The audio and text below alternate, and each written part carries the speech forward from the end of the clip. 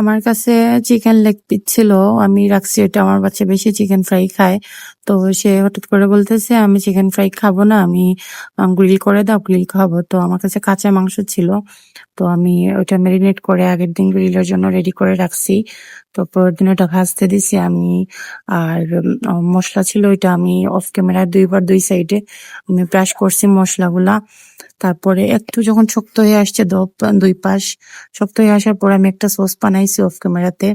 ওই সসটা আমি প্রতি পিসে একটু বেশি বেশি করে আমি ব্রাশ করে দেই। আর ব্রাশটা করার কারণ হচ্ছে ওইটা কোনো এক্সট্রা মজার জন্য না, এক্সট্রা ফ্লেভারের জন্য। ওই ফ্লেভারটা আসলে অনেক ভালো লাগে ফ্লেভার, আর খেতেও অনেক বেশি মন চায়।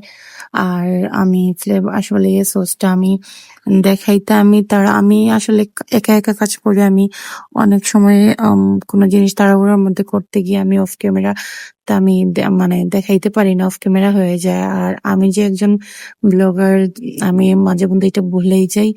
আর এই যে আজকে আমি চিকেন গ্রিল করছি, পুরো রেসিপিটা আমি আসলে ধরতেই পারি নাই।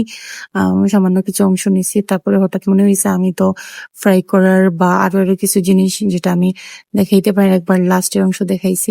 তো এখন দেখেন সসটা এরকম 3 চামচ টমেটো কেচাপ আর 3 চামচ সরিষার তেল নিছি। আর আমার কাছে গাজর ছিল না যে ভাজবো, পেঁয়াজটা নিয়ে আমি ভেজে গাজরের পরিবর্তে আমি অ্যাড করছি। আর আমার ভিডিওটা ভালো লাগলে অবশ্যই শেয়ার করে দিবেন, লাইক করবেন, পাশে থাকবেন। আমি অবশ্যই আপনাদেরকে সাপোর্ট করবো। ভালো থাকবেন। আল্লাহ হাফিজ।